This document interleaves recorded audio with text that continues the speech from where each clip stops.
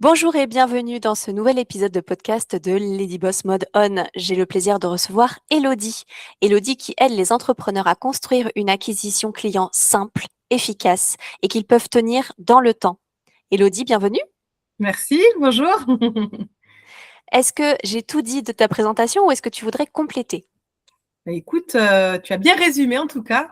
Qu'est-ce que je peux te dire de plus? Effectivement, je suis consultante, je suis formatrice aussi, business, on va dire business, marketing et vente, puisque j'ai cette double casquette, mais du coup, qui est vraiment dans la spécialisation de l'acquisition client. Et moi, en fait, effectivement, j'ai une vision qui est plutôt transversale, en fait, sur toute la partie alignement marketing-vente. Aujourd'hui, moi, j'accompagne les dirigeants, que ce soit de TPE ou des indépendants, à structurer leur acquisition client de manière en fait plus simple, plus efficace et plus alignée, surtout par rapport à la manière d'être de la personne et de ses valeurs, quoi, en restant fidèle à tout ça parce que sinon, dans le temps, ça marche pas. C'est vraiment ce que je me suis rendu compte au fil de toutes ces années d'expérience. Donc si je dois reformuler en peu de mots, ton job, c'est d'aider tes clients à trouver leurs clients. C'est ça, ouais, exactement. Ouais. C'est ça, tout simplement. Le nerf de la guerre de l'entrepreneuriat et Voilà. plus tard. Donc effectivement, je t'ai invité sur le podcast parce que je trouve quand même que c'est un sujet hyper important, qu'on en parle, mais qu'on a quand même un peu peur d'en parler. Ça reste tabou, la prospection. Apparemment, il y a la méthode miracle et puis il y a toutes les autres qui ne fonctionnent pas. Donc on va en parler, on va démystifier ça un petit peu, et puis on va expliquer surtout ce que c'est que la fameuse prospection douce dont toi tu parles beaucoup dans tes contenus. Et du coup, moi, c'est vrai que ça m'a interpellée, ça m'a donné envie d'échanger avec toi aujourd'hui sur ce sujet.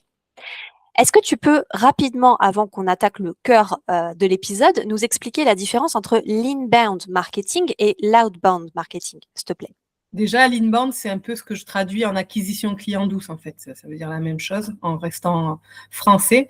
Mais en gros, l'inbound, c'est créer des conditions pour que les clients viennent à toi, donc avec plusieurs techniques, etc. Et l'outbound, par contre, c'est d'aller chercher le client. Prospection, message, démarchage, c'est un peu le push and pull. Alors, parce qu'il y en a qui connaissent ce terme. Voilà, push, on va aller chercher volontairement avec ton action en premier, alors que pull et donc inbound aussi, c'est faire venir la personne par des voies plus naturelles et du contenu majoritairement, souvent. Exactement. Donc, l'inbound, c'est par exemple la stratégie de contenu sur les réseaux sociaux, le fait de poster régulièrement, d'avoir une routine d'engagement, etc., de se rendre visible auprès de sa cible. Oui, mais pas que. Il OK. faut surtout, du coup, pour entrer un tout petit peu plus dans le détail, l'inbound va faire que tu vas amener à la prise de conscience ton audience, en fait. Et c'est ça qui est intéressant, c'est de parler de ce qui l'intéresse. Et sur plusieurs niveaux d'état de conscience, c'est-à-dire qu'il y en a qui seront pas conscients du problème et du coup tu vas les éduquer, et d'autres qui le sont et qui là du coup vont faire appel à toi plus rapidement. Et du coup c'est ça qui est super intéressant, c'est de naviguer entre le moment où ah oui j'ai compris, ah tiens, ah c'est intéressant, ah mais ça je savais pas, ah oui mais c'est carrément ah oui ok. Et du coup à la fin normalement c'est ce fameux tunnel de vente qu'on appelle plus ou moins, que je trouve un peu un titre un peu barbare, qu'au final est tout le cheminement que fait ton audience pour arriver à se dire attends, ah ouais mais ça c'est intéressant et c'est ce qu'il me faudrait. Donc, c'est aider les gens qui te découvrent à passer par les différents niveaux de conscience. Là, je pense que tu parles des niveaux de conscience de Seth Godin, c'est ça? Je ne connaissais pas, mais oui, Je pense je que c'est pense que ça. c'est ça. De Je son, l'utilise pas forcément. c'est les différents niveaux de conscience de Seth Godin. Donc, je vous mettrai le lien en description de l'épisode. Et c'est dans son livre, si je dis pas de bêtises, c'est ça le marketing en français ou This is marketing en anglais. Ok, ouais, j'ai pas lu celui-là. J'avais la ref. Ah bah oui, oui, tu fais bien. Et effectivement, je pense que c'est ça. Et c'est le but, c'est en fait de parler de tous ces besoins ou problèmes qui vont les intéresser. C'est-à-dire que faut vraiment intéresser sa cible sur le contenu que tu expliques, avec différentes manières et leviers que tu peux avoir avec toi en fait. Mais Et en fonction de toi, ce que tu aimes faire, et c'est là où l'acquisition douce, elle prend toute sa forme, c'est si ça ne te correspond pas et que ça ne te ressemble pas, vaut mieux pas faire de cette manière-là. Après, c'est le contenu à la base et ensuite la manière dont tu l'expliques. Donc, ça peut être les réseaux sociaux, mais ça peut être sous forme d'un atelier, d'un webinaire, d'un réseau. Ça peut être, voilà, c'est plein de choses comme ça différentes qui viennent nourrir du coup les discussions, quoi, et qui amènent ou pas la personne à, voilà, à s'intéresser à ce que tu fais et à comprendre ouais, sa problématique. Et à te contacter si elle a besoin d'y trouver une solution. Mmh. Alors que justement, donc tu disais, l'outbound, c'est le principe de aller toi-même à la rencontre de ta cible en envoyant un message et en disant, je pense que tu rencontres ce problème au vu de ce que tu as exprimé comme difficulté, et il se trouve que je suis en capacité d'y répondre. Est-ce que tu veux qu'on en discute? C'est ça? Oui, c'est ça dans sa globalité. Et là, moi, j'ai une approche du coup un peu plus douce, voilà, parce que l'outbound, c'est ce que je dis souvent. Tu peux très bien être plus outbound, mais le faire vraiment de la bonne manière, avec voilà, des choses qui se ressentent, le feeling, quand c'est le bon moment, tu vois, il y a plein de choses comme ça. Enfin, il y a quand même des techniques, mais il y a quand même aussi voilà, l'approche que toi, en fonction de la personne que tu as en face, bien sûr, en fonction de ta cible, tu ajustes. Et à l'inverse, tu peux avoir une super stratégie inbound, mais en fait, elle ne marche pas parce que voilà, tu ne fais pas non plus ce qu'il faut pour. Donc ouais, ça, c'est quand même la grosse différence des messages un peu classiques qu'on peut voir. Et moi, je dis surtout, en fait, ce qui fonctionne, c'est d'être s'intéresser à la personne que tu as en face, parce que c'est ça l'avantage, en fait. C'est s'intéresser aux autres, en fait. C'est ça. Les meilleurs commerciaux, c'est ceux qui posent des questions et qui sont vraiment dans l'écoute et dans l'empathie, en fait. Enfin, empathie, bon, pas forcément jusqu'à des choses Trop poussé. trop poussées, mais voilà, c'est ça, en fait. C'est comme ça que ça marche. Et c'est pour ça que les personnes aussi qui ont des projets de cœur, ils arrivent naturellement, en fait, ils pensent qu'ils sont pas bons. Et en fait, pas du tout. Parce qu'en fait, ils parlent juste de leur passion et ça fonctionne. C'est juste que des fois, il y a des choses à pas dire, à moins dire, à pas dire à ce moment-là. Mais des fois, c'est juste la petite technique et la méthode qui vient ajuster. Mais quand la passion est là et que voilà, le cœur du métier est incarné, en général, ça fonctionne. Je pense que c'est ça le métier d'entrepreneur, c'est qu'à la base, on vient avec une solution à un problème bien précis. En tout cas, a priori, c'est quand même ça qu'on fait, plus ou moins. Et la difficulté, du coup, c'est effectivement de trouver des gens qui ont le problème que l'on cherche à solutionner et de leur montrer que concrètement, on n'est pas là pour leur vendre du vent, du rêve, on appelle ça comme on veut, mais qu'on a vraiment leur intérêt à cœur et la solution de leur problématique à cœur. C'est ça. Donc pour ça, effectivement, il y a deux manières. Il y a soit les laisser venir à nous, soit les contacter directement parce qu'on a ciblé leurs problématiques et qu'on est en capacité d'y répondre. Et comme tu le disais, je pense que si on est un petit peu sur les réseaux sociaux, que ce soit LinkedIn ou Instagram, alors moi je suis sur Instagram, toi tu es sur LinkedIn et donc tu vas pouvoir me confirmer si c'est aussi le cas là-bas. Mais sur Instagram, je reçois plusieurs messages de prospection par semaine de gens qui n'ont même pas pris la peine de regarder mon profil. Ça, c'est de l'outbound et du coup, c'est pas forcément l'outbound le mieux réalisé, disons. Enfin, ça dépend. Hein, moi, j'ai déjà répondu parce que ça m'interpellait, mais c'était dans la manière où le message était vraiment, soit vraiment j'en avais besoin urgemment, entre guillemets, soit il y avait quelque chose voilà, qui faisait sens. Mais ça, c'est très propre à chacun. Et quand même, j'ai souvent ce retour-là, majorité de personnes qui disent je reçois ces messages, c'est pas très fin. Ouais, effectivement, c'est compliqué d'aborder de cette manière. Ouais. Donc là, on a pratiquement la recette de ce qu'il ne faut pas faire. En fait, ça dépend aussi l'éthique que l'on a aussi. On peut se dire, tiens, je vais faire 1000 personnes. Bon, j'ai n'importe quoi, c'est pas forcément le bon chiffre, mais je vais faire tant de personnes et voilà, et je sais qu'il y aura de la déperdition et c'est pas grave. Ou alors, je fais un peu plus de qualité, je prends plus de temps et voilà, il y a des petites techniques aussi pour ça qui permettent d'aller voilà, chercher des personnes que tu connais par d'autres personnes que tu connais. Ça peut être souvent, ça fonctionne mieux comme ça, effectivement, plus que d'arriver, poum. Mais ça marche aussi, sauf que là, il faut faire du volume. C'est-à-dire qu'il faut en envoyer beaucoup pour qu'il y ait au moins une personne qui réponde, ou 2 ou 10 en fonction du. C'est une question de stratégie. Ouais, un petit peu, ouais, quand même. Et donc, pour toi, la définition de prospection douce, tu as commencé un petit peu à nous donner des pistes, mais c'est pour toi plutôt une méthode à suivre point par point ou il y a aussi quand même une question de mindset dans le dispositif? Ouais. En gros, pour moi, il y a les deux. En fait, si tu n'as pas de méthode, ben, quand même, à un moment donné, tu t'éparpilles. Pas sur des choses, pas sur tout, pas tout le temps, mais malgré tout, à un moment donné, il faut un minimum, les deux, souvent, je dis structure et méthode. Mais si tu n'as pas le mindset, le bon mindset, en tout cas celui qui t'amène, ça ne marche pas non plus, tu bloques. Donc, c'est pour ça qu'il faut quand même, moi, j'aime bien avoir cet équilibre en fait entre les deux parce que sinon ça marche pas quoi. Et donc c'est ce qu'on débloque quand il y a un blocage ou c'est ce qu'on met en place quand il y a le bon mindset. Il y a aussi ça, des fois, super mindset, on y va, on fonce, mais oui c'est bien, mais là par contre tu t'épuises presque. C'est pas que tu t'éparpilles, enfin tu peux le gérer l'éparpillement, mais tu peux vite aussi t'épuiser. Donc Comme dans tout, il y a la question de savoir comment faire et il y a la question aussi de la régularité que tu vas mettre dans l'effort qui va générer normalement le résultat que tu attends. oui, Et donc, si tu pars que tu envoies 1000 messages un jour, mais qu'après tu le fais plus jamais parce que c'était une souffrance, c'est ça. bon bah du coup, ce sera pas hyper efficace a priori. Ouais, il y a aussi, c'est vrai qu'au-delà de ça, il y a aussi cette fameuse, ce qu'on dit souvent, euh, discipline, entre guillemets, qui fait que tu arrives à tenir. Et oui, c'est pas évident. Ça, c'est vrai que c'est pas évident. Après, la recette magique, elle n'existe pas. C'est vrai que c'est ce somptueux mélange entre chaque. Ce que je fais vraiment, c'est de voir le rythme, la manière de vivre, la manière et ce qu'on aime aussi, ce qui nous fait vibrer, et puis notre zone pas de génie, j'aime pas trop forcément dire ça, mais ce qui nous anime vraiment et là où on se sent bien et qui permet du coup de tenir dans la durée en ajoutant cette discipline où c'est un petit peu dur, mais bon, vu que ça me passionne et que je suis quand même pas mal dans cette discipline, ben, j'arrive dans cette compétence ou dans cette tâche, ben, j'arrive à le tenir.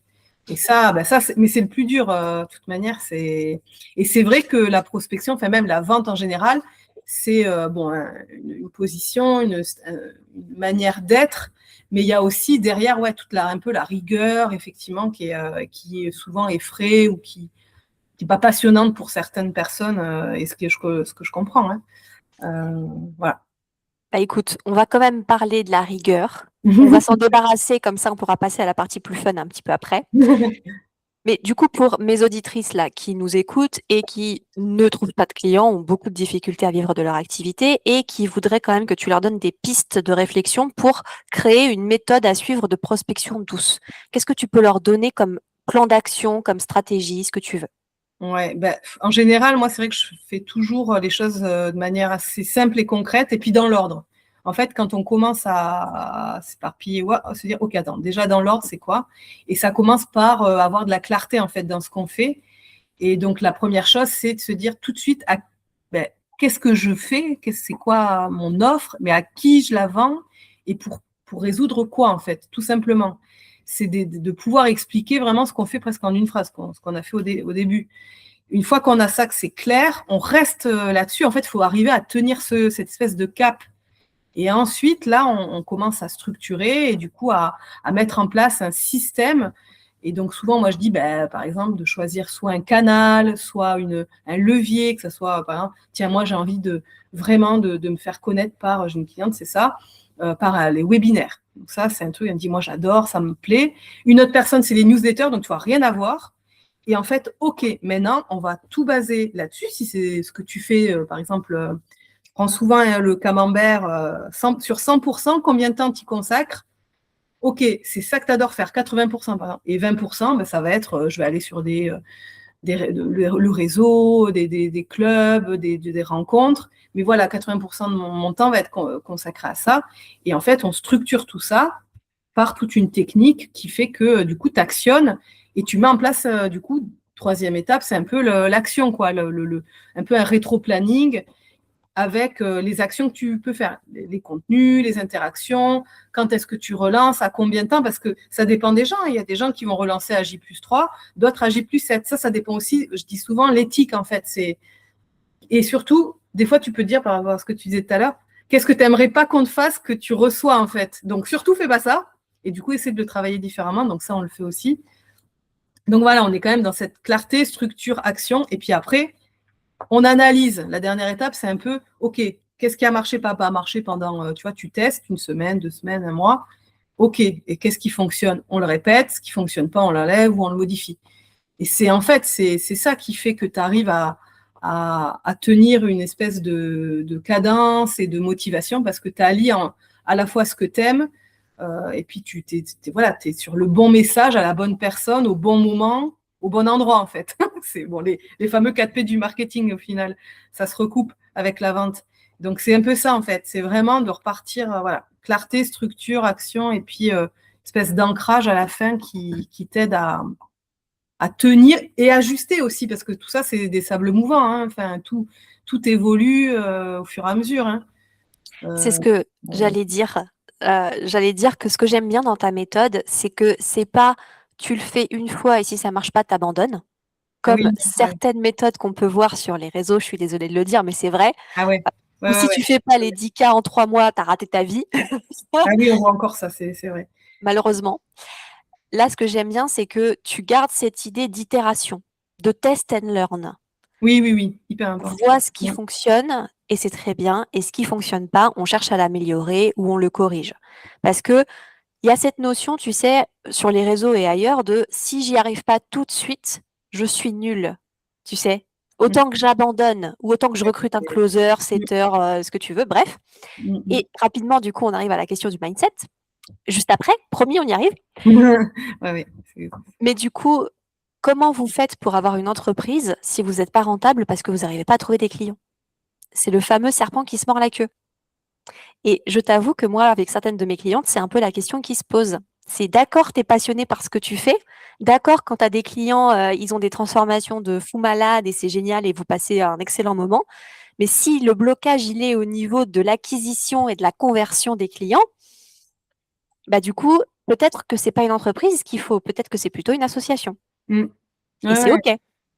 complètement. C'est pour ça que moi, je fais vraiment en fonction de. Je reprends un peu les fondamentaux de la personne, pas les fondamentaux presque du business, mais plus de qui elle est, ce qu'elle veut. Enfin, c'est OK si on me dit, d'un côté, je veux arriver à faire 10 000 euros par mois. Bon, OK, dans ce cas-là, on va mettre une méthode un petit peu plus, pas forcément agressive, mais par contre, il va falloir faire pas mal de choses ou accélérer. En fait, c'est soit tu travailles la profondeur et tu es toujours sur la même chose, soit tu te diversifies. En fait, c'est pas compliqué le commerce en soi, c'est un peu ça. Soit tu fais du volume sur plein de choses différentes, soit tu te concentres sur un truc, mais tu y vas à fond et plusieurs fois. Par exemple, j'ai des personnes, elles adorent faire des salons dans leur. Voilà, je dis, ben ça, c'est un outil de prospection, c'est aussi un outil, c'est un levier marketing et de prospection. OK. Donc, dans ce cas, au lieu d'en faire 2 par mois, ben là, tu vas lister tous ceux qu'il y a autour de chez toi, enfin, en fonction, bien sûr, de tout ça dépend de, tu vois, c'est ce que j'aime bien faire, le travail de niveau national, local, est-ce que tu es plutôt online, présentiel et tout. Tout ça change et en fonction, tu travailles et t'approfondis ou tu élargis ton spectre. C'est-à-dire que, par exemple, pour les salons, tu vas regarder tous les mêmes types de salons qu'il y a autour de toi et tu vas tous les faire et dans un temps, une partie réduit, ou à l'inverse, tu veux dire, tiens, il y en a un qui est comme ça, il ressemble à ça. Il y en a un autre qui va être un peu différent. C'est pas grave, je fais quand même un autre salon, mais qui est différent. Mais c'est pas grave, on reste dans la même thématique. En fait, avoir cette espèce d'un peu de structure qui fait pas éparpiller, qui reste cohérent, parce que du coup, ta charge mentale, elle reste focus sur un peu la même chose, quoi. Même si on change de lieu ou de thématique, mais tu vois, il y a une espèce de truc qui se fait dans le cerveau qui fait que tu es bien. Mais ça dépend encore une fois de la personne. Il y a des gens qui sont très multi-potentiels, multitâches et tout. Bon, dans ce cas-là, diversifiez vos actions, vos leviers. Voilà, je ne dirais pas la même chose pour l'un ou l'autre. Mais en tout cas, c'est vraiment de se dire, tout peut fonctionner, mais tout dépend de toi et de ton rythme et de ton ambition et de ta manière de fonctionner, en fait. Parce que, voilà, sinon ça ne fonctionne pas pour le coup.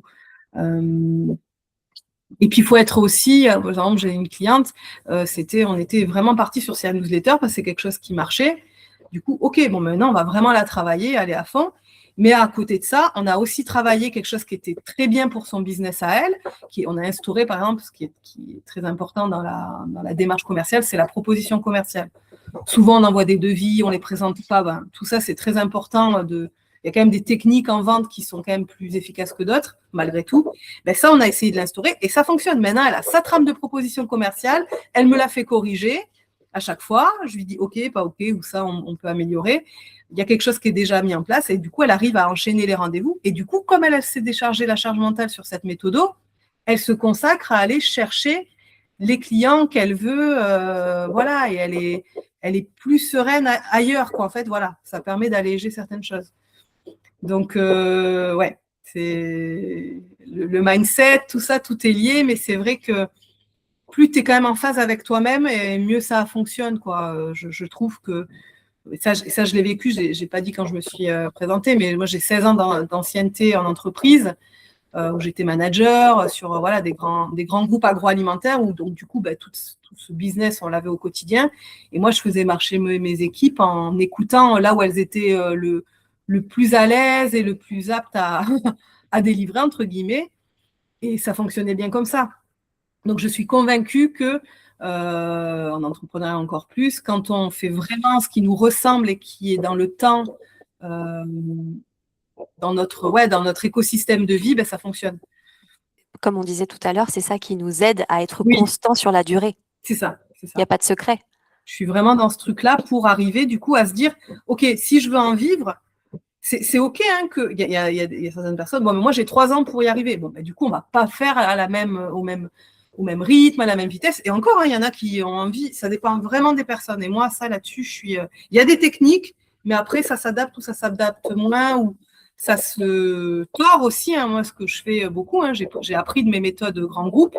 Aujourd'hui, j'adapte en fonction de chaque personne et je vois quand même des choses qui reviennent aussi, qui fonctionnent. Et ça, quand ça revient souvent, je propose à la personne de le faire, comme la proposition commerciale, par exemple.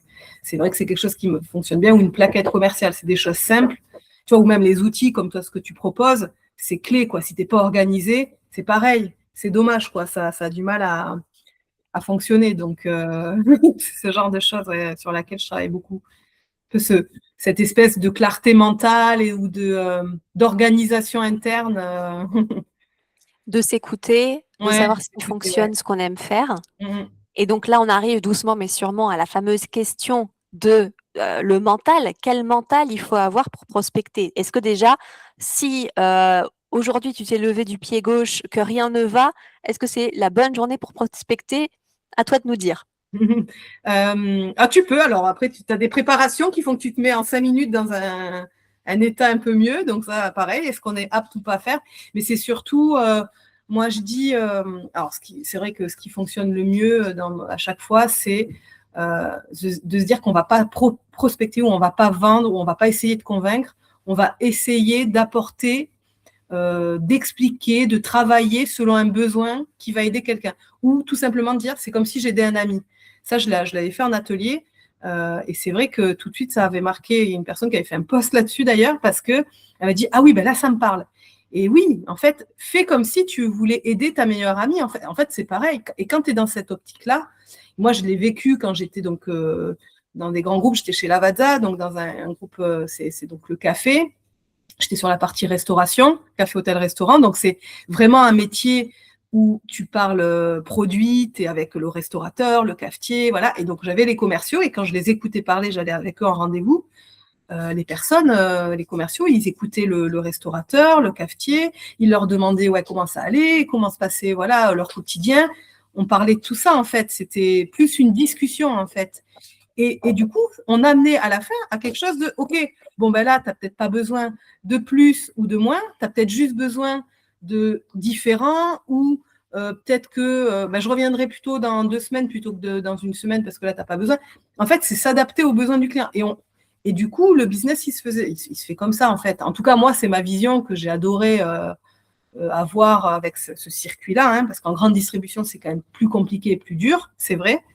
Mais dans ces univers-là, et même en entrepreneuriat, quand tu es avec des clients entrepreneurs, ou même, ça peut être des entreprises, c'est toujours se dire, il y a un humain, en fait, il y a un humain au bout, c'est pas une fonction en fait. C'est pas RH, DG, enfin directeur, ressources humaines ou marketing. Non, c'est cette personne-là, elle a un besoin pour son service ou pour ses équipes ou pour elle-même.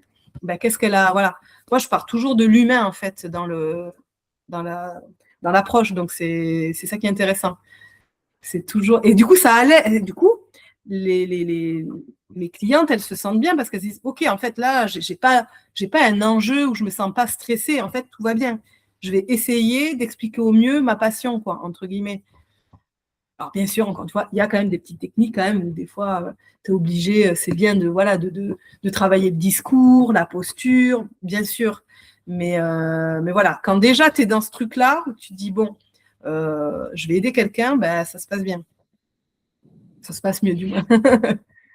Je pense que tu fais bien de le dire, tu fais bien de le préciser parce que c'est vrai qu'on rencontre beaucoup d'entrepreneurs qui viennent de se lancer ou même qui sont lancés depuis un certain temps et qui constatent l'évolution du marché et qui du coup se demandent si elles doivent changer leur manière de prospecter. Oui. Parce qu'il y a ça aussi. Et qui du coup se découvrent une peur de vendre ou une peur de déranger. Oui. Et effectivement, comme tu le disais, déjà, il faut dédramatiser un petit peu l'approche, c'est-à-dire qu'on n'est pas en train de vendre un tapis à quelqu'un qui vit dans le désert, C'est ça. a priori. Exactement. On essaye de solutionner la problématique d'une personne comme si c'était un proche. Oui, exactement. En ayant son intérêt à cœur. C'est ça. C'est vraiment ce qui fonctionne le mieux et qui est qui est authentique en fait. Et souvent quand tu es toi-même, ça fonctionne mieux. Ça c'est souvent aussi l'idée qu'on a, le meilleur, le vendeur de tapis comme tu disais. Non, enfin oui, cette personne-là existe. Et elle va attirer les personnes en face qui lui ressemblent en fait. Mais toi, si tu n'es pas comme ça, on t'a pas demandé d'être comme ça. Et surtout, ne deviens pas comme ça. Moi, comme je disais, j'ai travaillé avec plus d'une centaine, alors notamment chez Lavata, plus d'une centaine de commerciaux. Il était 100 dans d'autres boîtes un peu moins, etc. Mais bon, j'ai travaillé toute ma carrière avec des commerciaux, tous différents. Il n'y a pas une personne qui a le même profil. Et pourtant, la méthode de vente est la même. Sauf qu'en fait, ils vont prendre ce discours-là, ils vont se l'approprier. Ils vont le rendre naturel parce qu'ils ont ce truc-là. On a quand même envie d'être et surtout la passion du produit parce que y a ça. Là, on parle de produit parce qu'on est dans une boîte. Si je prends cet exemple, mais quand c'est notre structure, c'est la passion de notre business et du coup, ça fonctionne. Et moi, je le voyais, je le vois toujours. On parle avec passion de ce que l'on aime et voilà. Donc cette peur de déranger, de vendre, elle est elle est un petit peu occultée par j'essaye d'aider un ami. Il y a aussi le fait que, ce que tu disais aussi, le côté un peu, faut trouver cette discipline, cette rigueur. Bon, là, du coup, à chaque fois, je ramène à cette espèce de surréflexion où c'est faut que je fasse ça 5 fois par jour. Non, déjà, trouve ton rythme. Une fois que tu l'as trouvé, c'est petit pas par petit pas. Si déjà, tu as contacté 2 personnes par jour, sois déjà content, tu l'as fait. En fait, il y a aussi le faire en marchant, quoi. Même si je sais que c'est parfois aussi difficile, on aime bien être prêt. Il y a 2 écoles, tu me diras. Mais du coup, de faire un petit pas par petit pas et de ne pas se mettre cette pression, j'ai pas réussi, non, se lâcher aussi la grappe, quoi. Mais c'est vrai qu'une action, ça fait du bien. Donc, autant faire un truc par jour ou par semaine, même des fois, ça peut être ça. Hein. Se dire, tiens, j'ai un rendez-vous en présentiel ou en digital par semaine. C'est déjà bien. Encore une fois, tout dépend de ton objectif. Si tu es pressé par l'aspect financier, et ça, ça serait un autre débat, un autre podcast, du coup, ok, là, au lieu d'en faire un, tu vas peut-être en faire 2, 3, 4, 5. Et oui, il faut accélérer parce qu'à un moment donné, on ne peut pas non plus avoir tout sans rien faire, entre guillemets. Mais tout en gardant son état intérieur au calme, en fait. Enfin, moi, je suis beaucoup dans cette approche-là. Parce qu'en plus, j'ai 2 types souvent de personnes différentes. C'est-à-dire que les personnes qui fonctionnent à l'intuition, et du coup, je leur redonne du cadre. Et ça, du coup, c'est trouver l'équilibre aussi, parce que c'est difficile pour des personnes qui ne sont pas comme ça, des créatives ou vraiment des personnes, souvent, c'est des femmes qui sont dans l'intuition et tout ça. Du coup, hop, on redonne un peu de concret, de cadre. Et à l'inverse, j'ai des personnes qui sont plutôt techniques. tu vois, par exemple, je pense à une agence qui était vraiment spécialisée dans la tech. Bon, ben là, du coup, tu redonnes un peu de fluidité et voilà. Et ça, c'est intéressant de se dire, attends, mais c'est pas un gros mot, quoi, vendre. Voilà. Et après, ce que je vois souvent dans ce qui se passe, c'est la peur du rejet aussi. J'ai beaucoup de personnes qui ont cette appréhension de se dire, ouh là là, je vais me prendre une porte. Bon, ça, c'est pas évident. Mais du coup, là-dessus, ça se travaille aussi sur le fait de se dire, j'ai pas d'enjeu, en vrai. Enfin, c'est pas grave, il va rien se passer. Bon, là, c'est un peu court ce que je dis. Il y a plusieurs étapes qui amènent à ça, mais ça fonctionne quand même aussi. C'est-à-dire que après, ça se travaille, c'est de la posture. C'est même vraiment dans le cadre d'un accompagnement, c'est ce qui aide le plus. C'est-à-dire que tu t'exerces et après, tu n'as plus peur. Et du coup, tu dis, bon, c'est pas grave si j'ai pas eu, si j'ai pas eu cette personne ou que ça n'a pas marché. Parce que tu te seras entraîné aussi et tu en auras fait plusieurs. C'est toujours pareil. C'est sûr que si tu es que sur un, tu vois, as l'appréhension, en fait. Tu dis, je travaille que sur celui-là.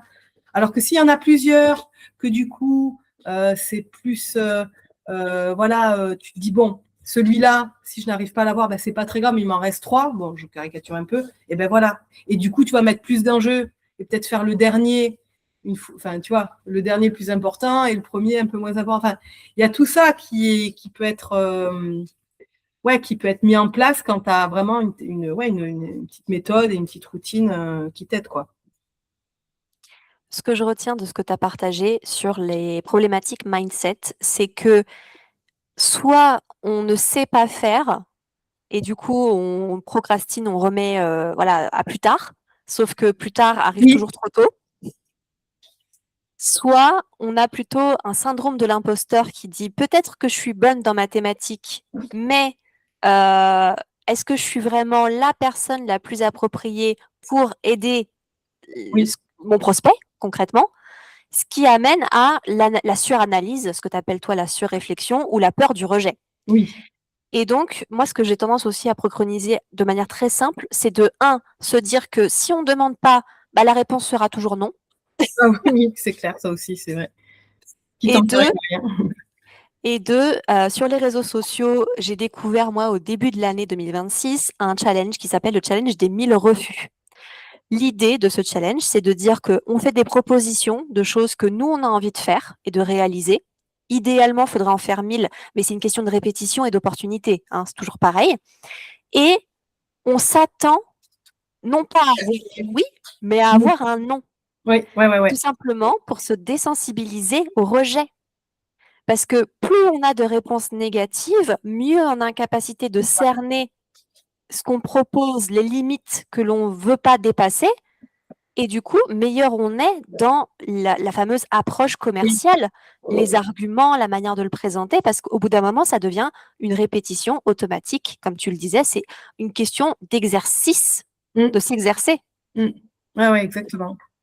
Et du coup, c'est là où du coup, tu as des automatismes qui viennent et ça devient naturel. Et du coup, ça, tu l'as, entre guillemets, élagué et tu peux te concentrer sur le reste. Et ça, c'est génial. Moi, c'est vrai que c'est ce que j'ai appris dans les grands groupes. C'est-à-dire que ça m'a permis de me concentrer puisque l'automatisme était là, quoi, en fait. Je me pose plus cette question. Une fois que ça, on arrive à le travailler, c'est vrai que c'est magique parce que du coup, la personne n'a plus peur sur l'aspect même du rendez-vous ou autre et se concentre sur ce qu'elle a à dire, sur la réflexion, l'échange. Et du coup, le truc je suis vraiment dans la conversation avec la personne. Et ça, ça change tout. C'est clair que ça change tout quand tu n'écoutes pas la personne en préparant déjà la réponse dans ta tête, mais que tu es vraiment à l'écoute de ce qu'elle dit et que tu vas valoriser ce qu'elle raconte parce qu'il y a une connexion presque émotionnelle qui se fait. Et ça, de toute façon, il n'y a que l'humain qui peut le faire avec l'humain. Tu sais, là, j'entends parler beaucoup d'automatisation, d'IA, de tout ce que tu veux. Alors, c'est un outil merveilleux. Ça peut faire gagner peut-être un peu de temps pour créer un parcours de prospection individualisé, qui ne remplacera pas un vrai accompagnement selon moi. Mais voilà, ça reste ma croyance. Mais surtout, l'approche de prospecter avec quelqu'un, elle doit, pour moi, rester de la responsabilité d'un humain. Parce que s'il n'y a plus de connexion humaine, s'il n'y a plus de compréhension fine de l'enjeu, parce que c'est ça aussi, hein, comme tu disais tout à l'heure, il y a une question de conscience du prospect de son problème ou pas. Si le prospect, vous avez la solution parfaite pour son problème, mais que lui n'en a pas conscience, Oui, oui. bah vous aurez beau lui proposer monts et merveilles, en lui-même proposant de l'argent, c'est vous qui le payez pour lui faire sa solution, il en voudra toujours pas. C'est dommage. Et donc, je pense que ceux qui agissent en 2026 un peu comme des marchands de tapis, tu sais, les fameux messages qu'on voit qui sont pas du tout personnalisés et tout ça, moi j'appelle ça des vendeurs de tapis. Je suis désolée. Voilà. En tout cas, moi, c'est pas une méthode de prospection à laquelle je suis Oui, oui, sensible. c'est pareil pour moi, hein, pour le coup. Et je peux entendre qu'il y en a qui ça les dérange pas, tu vois. Mais Oui, bon, oui. moi, pour le coup, l'approche me dérange. Ce que je disais sur l'éthique, en fait, c'est chacun, voilà, chacun a sa manière de. Donc, imaginons que on est dans une posture humaine, que on a quand même un petit peu travaillé son sujet, on a identifié des prospects. On leur a envoyé un premier message pour dire bon écoute, j'ai lu ton post ou j'ai vu ta vidéo sur ça et le sujet m'interpelle. Il se trouve que c'est mon sujet d'expertise. Est-ce que tu veux qu'on en discute, etc. Et là, le prospect te met un gros blanc. Il te ghoste. Comment tu réengages la conversation pour un second message? Qu'est-ce que tu préconises, toi? Alors, ça dépend du contexte, encore une fois, mais tu peux. Ouais, ouais, au bout de 3 jours ou 4 jours, tu peux retenter et tu le fais de manière un peu naturelle. Ah, excuse-moi, moi, j'ai eu des clients suite à 4-5 relances. Alors, pas sur le côté ghosting, enfin, il y en a, c'est qu'ils se rendent pas compte. En fait, peut-être ça les met en inconfort sur le moment. Et après, ils disent, bon, je vais peut-être répondre, puis après, ils oublient. Donc, finalement, ton message vient pour dire, bon, allez, je retente, là, tu sais, avec les emojis. Et franchement, ça marche. Ça marche. C'est ce genre de subtilité où, en fait, tu te dis, comment moi, en tant que vraie personne, comment je le traduis par mon message texte, quoi. Ça se traduit comme ça, en fait, de manière la plus naturelle. Et des fois, ça fonctionne. Mais ça dépend, encore une fois, de la personne que tu as en face, si c'est aussi quelqu'un, voilà, si c'est, oui, quelle est sa fonction, entre guillemets, même si ça, je disais aussi que c'était l'humain avant tout, mais malgré tout, si la personne n'a pas le temps ou qu'elle n'est pas forcément dans les mêmes codes que toi sur l'humour et tout, bon, vaut mieux pas tester ce genre de relance. Mais oui, tu peux relancer. Et surtout, ça fait partie des choses, ce que tu disais, tu as un nom, c'est pas grave. Même le ghosting, le ghost, en fait, le ghosting, c'est pas grave. Tu peux passer à travers ça, parce qu'il peut y avoir plein de significations. Ça peut être pas forcément le ghosting comme toi tu l'entends. Tu sais, la personne, tu vois ce que je te disais, elle a vu le truc, elle dit ah mince, attends, j'ai pas le temps, je répondrai plus tard, ou bon là, ça va un peu trop loin. Enfin, tu vois, tu sais pas ce qu'il y a derrière. Donc oui, moi je pense qu'il faut tenter, encore une fois en fonction bien sûr du contexte. Mais et ça c'est souvent ce côté, le côté quand même intuition que l'on a, dire tiens. Et puis parfois, tu peux dire, allez, j'ose, et c'est la dernière fois. Ça marche aussi, c'est ce genre de choses. Hein, et tu peux y aller en te disant, parce qu'en fait, tu te dis que la personne a vraiment besoin de toi aussi. Donc, et puis revenir, pas forcément avec du contenu de plus, voilà, mais plutôt une approche peut-être un peu différente, voilà, avec l'humour, comme je disais, ou au contraire, voilà, d'autres types de messages. Ouais, faut pas hésiter à tenter malgré tout. Ça me fait penser à un cas que je vais partager là parce que voilà, on va dédramatiser, hein. J'avais une prospecte qui me disait, en fait, quand j'avais réussi à la contacter, qui me disait qu'elle avait énormément de mal effectivement à répondre aux messages. Mais alors tout type de messages, ça pouvait être de la prospection ou pas. Et elle était rentrée en contact avec moi pour des questions d'organisation, structuration, donc on le sait, mon domaine d'activité. Et puis à un moment donné, voilà, je lui dis OK, j'ai bien capté tes besoins, je vais t'envoyer une proposition, etc. Je lui envoie la proposition et après plus de réponse. Allez. Ce qui, je pense, est arrivé à tout le monde. Oui, Soyons oui. très honnêtes. Et donc, je lui envoie un premier message de relance pour lui dire est-ce que tu as bien reçu ma proposition, etc. Un deuxième, toujours pas de réponse. Mais bon, j'avais l'historique. Donc, je savais qu'il fallait potentiellement retourner un petit peu et puis voilà, tendre à nouveau un petit bâton pour voir ce que ça allait donner. Tendre la perche, en tout cas. Peut-être pas un bâton pour se faire battre, Oui. mais la perche. Et finalement, je lui ai envoyé un troisième message, alors sur le ton de l'humour. Je lui ai dit, écoute, je veux surtout pas te déranger. Voilà. Donc, ce qu'on va faire, on va faire un truc très simple. C'est que ça, c'est mon dernier message sur lequel je te relance sur cette situation-là. Si tu veux qu'on discute d'autre chose, on pourra discuter d'autre chose et tout. Et en fait, il suffit de me répondre avec un emoji à mon message. Si tu me mets un petit cœur, ça veut dire, bon, allez, on va pouvoir continuer. Et en fait, c'est juste que j'étais occupée ailleurs, je faisais autre chose, mais ta proposition m'intéresse, j'ai toujours envie de continuer à travailler avec toi. Ou tu me mets un emoji qui pleure, et là, ça veut dire, laisse-moi tranquille, Amandine. Ouais, c'est une bonne idée. C'est bien aussi d'être créatif par rapport à ce qu'on est. Ouais, moi, j'incite toujours à ça. Hein. Bon, il Et s'est du, trouvé et du que, coup, justement, la conclusion de l'histoire, c'est que, bon, finalement, c'est resté une prospecte, c'est pas devenu une cliente pour plein de raisons différentes, mais au moins, ce dernier message-là, elle a vu qu'il y avait quelqu'un d'humain derrière qui attendait une réponse de sa part, et elle a pris le temps de me faire un petit message pour m'expliquer que c'était pas le bon moment, etc. Enfin, voilà.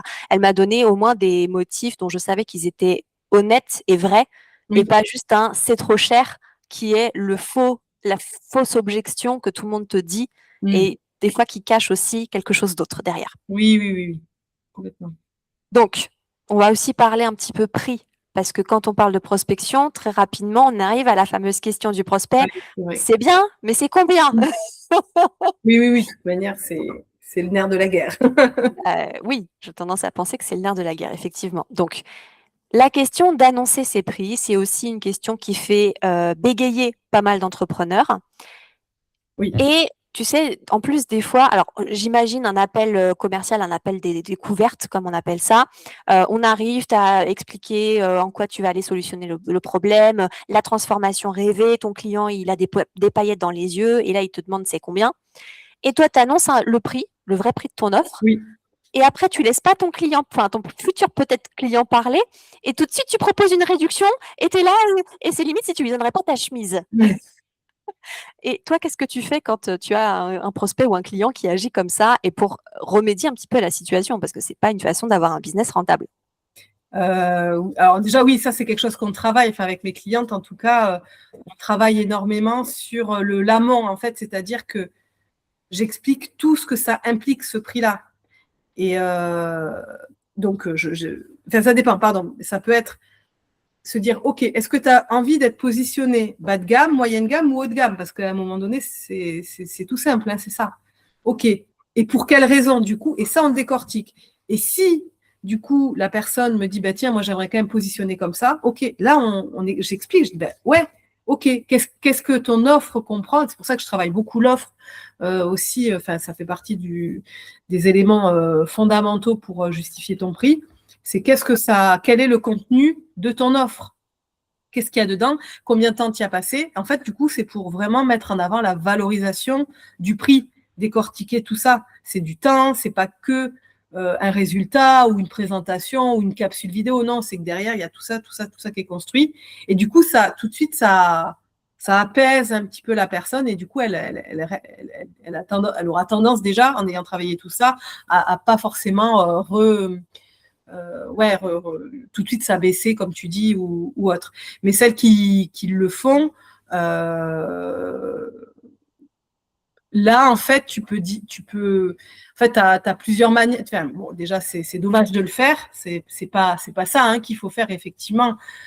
Mais par contre, pour être plus à l'aise, souvent, ce que je dis, enfin, ce que je fais, c'est dire, OK, tu fais pas à pas, en fait. Tu vas faire une première étape qui va être peut-être, donc toi, ça va te sécuriser parce que c'est moins cher, tu te sens plus à l'aise parce que souvent, c'est vrai, ce qui se passe, c'est qu'avant de passer ce cap-là, on a cette peur, non, mais c'est trop. Même moi, je ne me sens pas d'annoncer ça. Bon, ben OK, ben dans ce cas, tu annonces la première étape, enfin, la première phase, tu vois. Et tu fais, OK. Et si tu continues, ben, du coup, ça sera plutôt comme ça. Et tu vas crescendo. Ça marche plutôt pas mal. Parce que du coup, ben, ma cliente, enfin, ou du coup, le prospect en face se dit, OK, j'ai quand même plusieurs solutions et à la fois, ok, je comprends tout le travail qu'il y a derrière. Ça, c'est vraiment un sujet, ouais, toute la valeur de prix, d'offre, c'est un gros pavé. C'est un gros pavé ouais, à travailler parce que ça fait toute ta valeur derrière. Et c'est pour ça que plus tu es professionnel, plus tu as comment dire, une présentation, quelque chose de factuel, de concret. Et du coup, effectivement, ça instaure la confiance et ça valorise tout ça. Donc, ouais, c'est un peu tout cet écosystème. Tu vois, pour pas arriver à se dire ah ben non, mais je te fais vite la réduc. Non, moi, c'est ça. Et puis, tu peux l'expliquer. En fait, c'est que derrière aussi, tu peux expliquer ta démarche.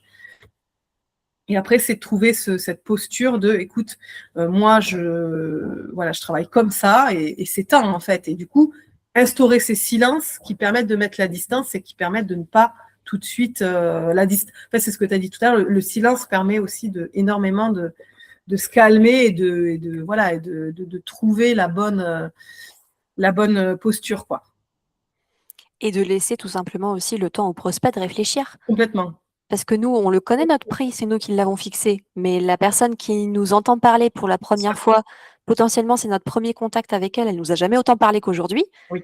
Quand on lui annonce un prix sur une prestat de service qui est de plusieurs milliers d'euros, elle peut prendre quelques secondes pour réfléchir. A priori, elle a le droit quand même. Ouais. Oui, ça c'est clair. Oui, et puis c'est surtout qu'est-ce que tu en penses, mais c'est pas le but, c'est de ne pas donner ton retour de suite, quoi. Ça c'est super important.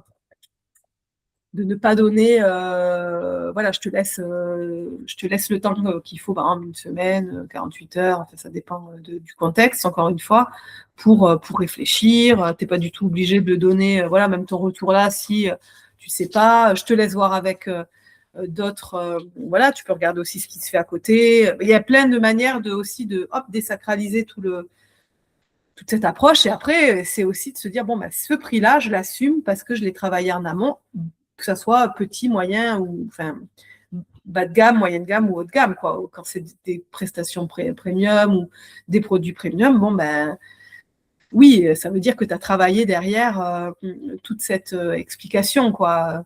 Sinon, tu n'amènes pas ton client vers ça. Donc, ouais, c'est un vrai, c'est un vrai sujet, le prix. Le prix et l'offre qui est lié, quoi, en général. Les deux sont liés, effectivement. Donc, je vais essayer de résumer l'épisode en peu de mots, parce qu'effectivement, on a dit beaucoup de choses, mais voilà.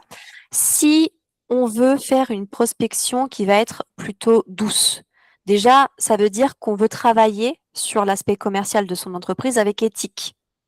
Ça veut dire qu'on n'a pas envie d'envoyer des messages impersonnels à 10 000 inconnus sur n'importe quel réseau social qui soit.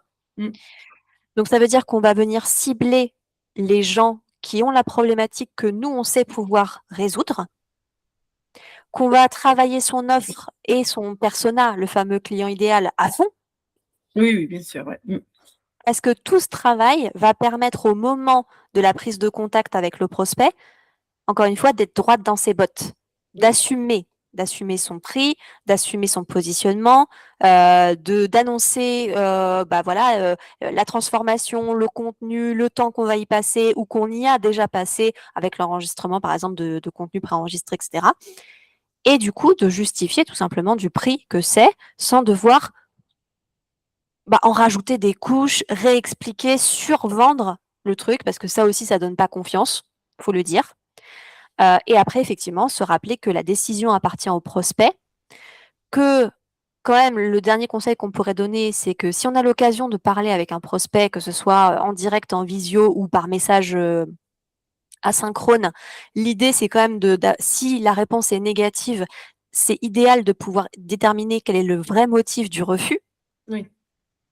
Est-ce que c'est vraiment une question de prix? Parce que bon, on est quand même dans un contexte politique compliqué. Est-ce que c'est une question de temporalité? C'est pas le bon moment ou j'ai pas le bon niveau de conscience? Est-ce que c'est une question en fait, la méthode n'est pas adaptée à moi, ce que je recherche, ou les outils aussi, potentiellement? Ou est-ce que c'est, surtout dans un accompagnement, où c'est du one-one, donc c'est face à face en individuel, je suis pas sûre que toi et moi, on match. Oui, Et ça, faut exactement. le préciser quand même.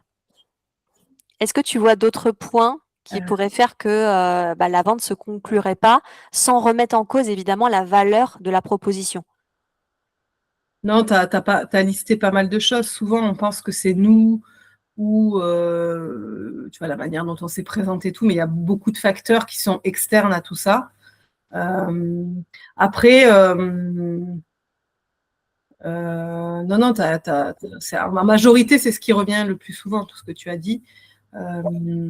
Ouais, là-dessus. Et puis, il y a des choses, des fois, qu'on ne nous dit pas, en fait, ou que la personne pense que c'est ça la raison, mais en fait, c'est pas ça. Et en fait, voilà, on ne peut pas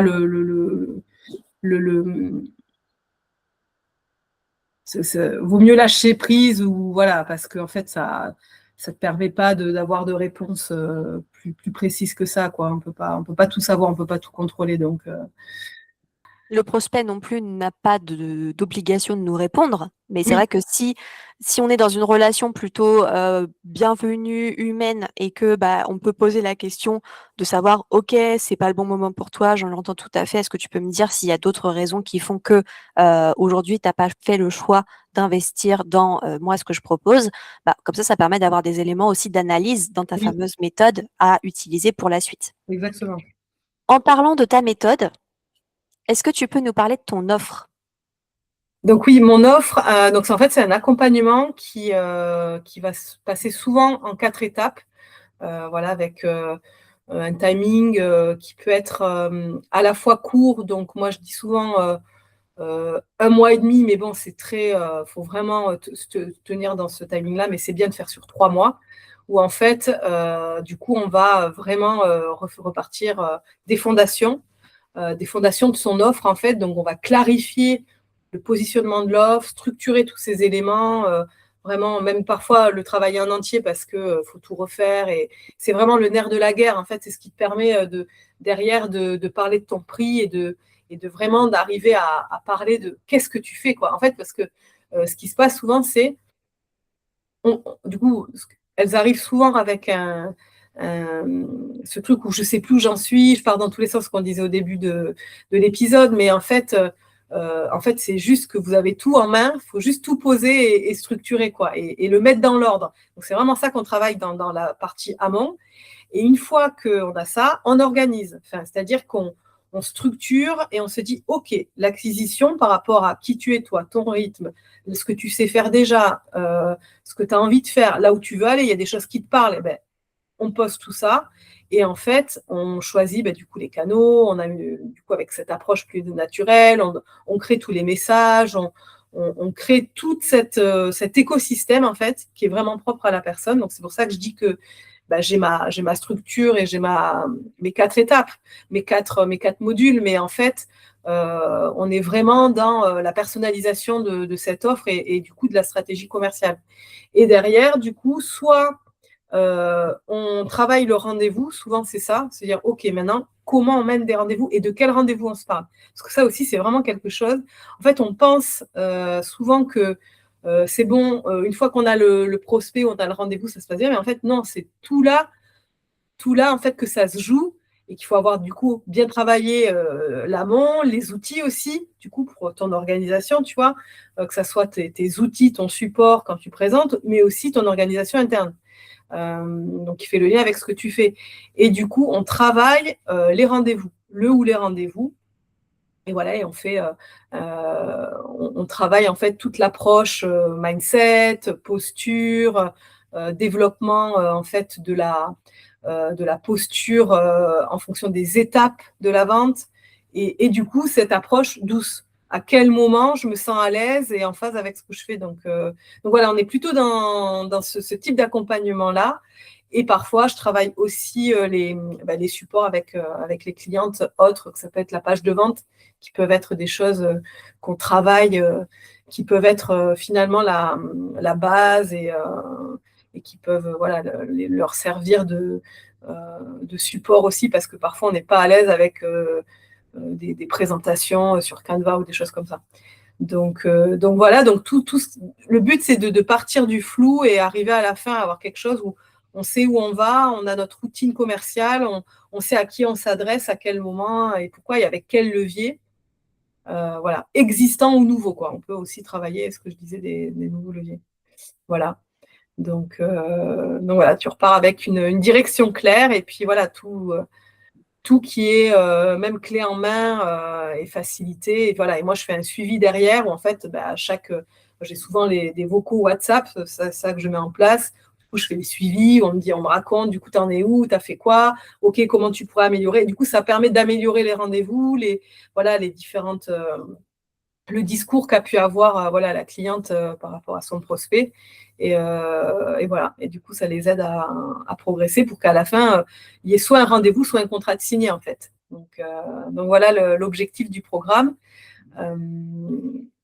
C'est vraiment mon offre phare du moment que j'améliore sans cesse. Je fais venir aussi des ressources dans tout mon programme sur la partie en fonction, encore une fois, de ce que la personne a besoin, en fait. C'est ça qui est intéressant. Donc, ça peut être des ressources de personnes, en fait, des personnes qui vont venir dans le programme ou aussi des lectures, des vidéos, des choses comme ça. Je mets beaucoup à disposition tous ces outils. Voilà. Ça marche. Bah écoute, je mets le lien de ta page de description de ton offre en description de l'épisode. Ça marche. Et Merci. puis, ce que j'aime bien dans ton approche, c'est que c'est une approche concrète, opérationnelle. Tu vois, on n'est pas dans une énième stratégie un peu théorique. On est vraiment dans le concret de comment ça se passe dans la réalité de la personne.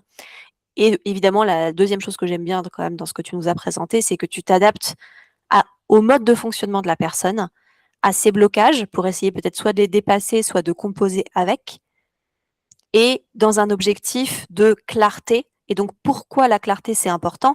On l'a dit tout au long de l'épisode un peu en fil rouge, mais je vais quand même conclure par là, c'est que le bonus pour l'entrepreneur de la clarté, c'est effectivement de limiter sa charge mentale, puisqu'il sait exactement quoi dire, quand, comment, pourquoi. Voilà.